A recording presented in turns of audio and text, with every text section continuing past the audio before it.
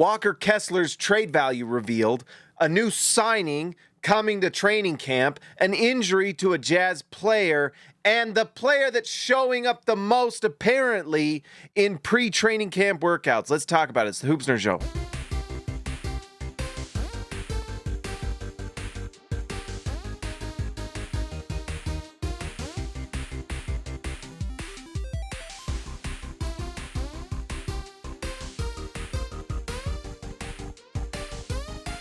All right, guys, before we get into it, make sure you like the video and subscribe to the channel if you're new here. Please, I would appreciate it. Okay, so let's just start with the new Jazz signing. You probably, if you follow Jazz Instagram, you saw this guy show up kind of quietly in the background and also on the latest post from Utah Jazz social media. But the Utah Jazz signed Mo Bamba to a contract, which is pretty interesting. I don't know if Mo Bamba is going to play a lot for the Jazz. This is like his sixth start with a different team. Well, not sixth start, his sixth contract. So maybe 6 times is the charm for Mo Bamba, but he does come as maybe the third center for the Jazz. I do think it'll be interesting. Maybe he can work his way into a backup role because of his ability to protect the rim and all the upside and measurables that he's always had and never really lived up to it.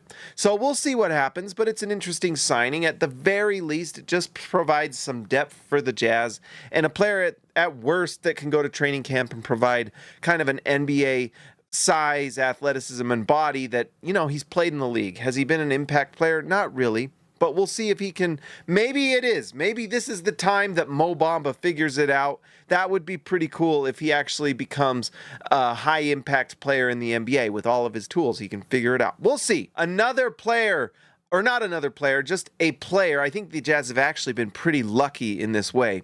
But George Niang goes down with a stress fracture in his right foot. It doesn't sound extremely serious. I don't know. I guess we'll see. Jazz PR said that it is going to be 2 weeks and then George Niang will be reevaluated.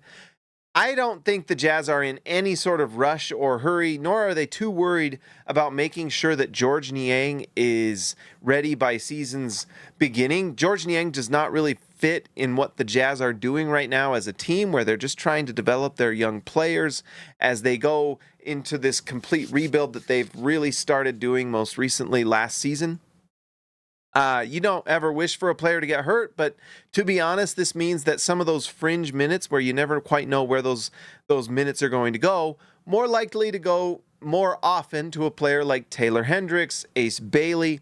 So, you know, where I'm not, you know, grateful for an injury, I will say that I personally am happy that there's just going to be more minutes to the young players. Now, Kyle Anderson's still on the team. He's going to get minutes at some point, maybe even starting minutes. If he gets starting minutes, I'm going to be a little sad, to be honest. But there's just less minutes to be taken away from guys like we said, Taylor Hendricks and Ace Bailey. Those are the guys I want to see get as many minutes as possible, and I want to see the Jazz back them up with confidence in their game. And the way you do that is by playing them. That is how it's done. Okay. Got 2 of probably the most interesting things. This one is a rumor from training camp, one that I think is really interesting. This is about a player that's been showing up in a big way, and I think if you're talking to... So this comes from Ben Anderson and David Locke. Apparently, the guy looking great in pre-camp workouts is Keyonte George. That the coaches apparently think that he's the player that's going to take the leap this year. Personally, I would love that. I've been very high on Keyonte George. You can see that there is an offensive ceiling there that's pretty high, that if he gets there, he can do some really great things.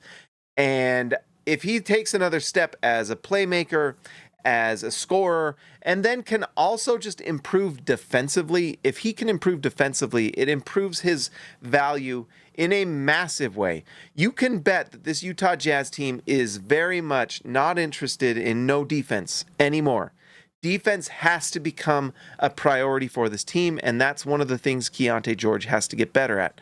I personally think he can. There's been times where I've seen him do some stuff, and you're like, this kid can defend. It's just an effort, and maybe it's a fitness thing. I don't know. But he just has to get better. Whatever it is, you just want to see that consistent defensive impact improve. And if he can do that, then the Jazz have a really nice player on their hand, because we know what he can do when he gets hot. And if that shooting and scoring and playmaking gets more and more consistent, then things will get interesting. And he really has an opportunity to do it with Colin Sexton not taking up minutes anymore.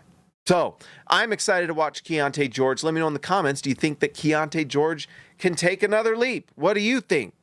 All right, finally, the trade value of Walker Kessler. Now, this comes with a tiny bit of grain of salt because I don't know who the source is. It comes from Lakers Daily.com, and they have this quote. It says, the Jazz have a high asking price for Kessler. One source told Lakers Daily that the Lakers would have to part ways with Austin Reeves and multiple first-round picks to acquire Kessler, who projects to be a great fit next to Doncic and LeBron James, since he's a skilled lob threat and excellent rim protector. So it sounds like when they say multiple first-round picks, it's 2 first-round picks. So Austin Reeves and 2 firsts from the Los Angeles Lakers, and that would get the Lakers Walker Kessler. Guys, what do you think about this? To me, that's a pretty great return. To me, that's an asking price from the Jazz that are saying, is Walker Kessler untouchable? No. But he's also a player that if you want him, you're going to have to actually make a trade to make it happen. Austin Reeves, if he comes to the Jazz would have themselves a legitimate starting guard that can score and can do some really nice things. Not a very good defender, the only issue with Austin Reeves, but you do have a player that you could have a core built. Now, you're not building around Austin Reeves. He's not going to be, he's not an all-star. Probably not going to be one, but he does play off of stars extremely well, can shoot the ball, can do some really nice things. And he's someone that, if Utah does get a superstar in the draft, if Ace Bailey turns into that superstar, then you already know that you have a player in Reeves that can play off of him. And we already know from rumors we've talked about before with Walker Kessler, Danny Ainge, and I'm guessing Austin Ainge is somewhat in this camp as well, not fans of paying a ton of money to just a traditional center. So, this rings a little true to me because I know, having written about them and talked about them here, that Walker Kessler has been in trade rumors. So I don't know if Walker Kessler is getting traded. It's who knows.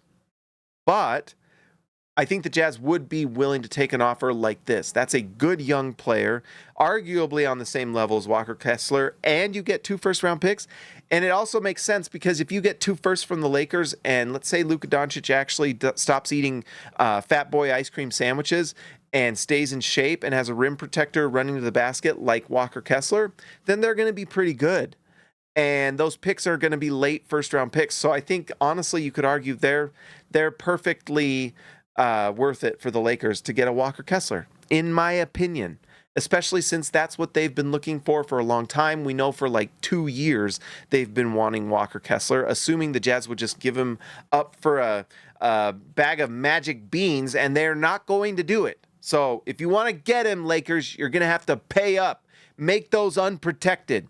Guys, that's all the Jazz news. I'm sorry I missed a couple days. I was tired, but I'm feeling better. I'm excited for training camp. Media Day is on Monday, so we're going to have to talk about some of the big quotes from Media Day. The Jazz season's coming back, baby. Like the video, subscribe to the channel. Shout out to the members. Thank you for joining. Those of you who are rejoining, you'll want to rejoin as the season comes back. I'm also thinking of doing some more members-only videos to make that more worth it for my beautiful members. Thank you, guys. I really appreciate it. I will talk to you next time.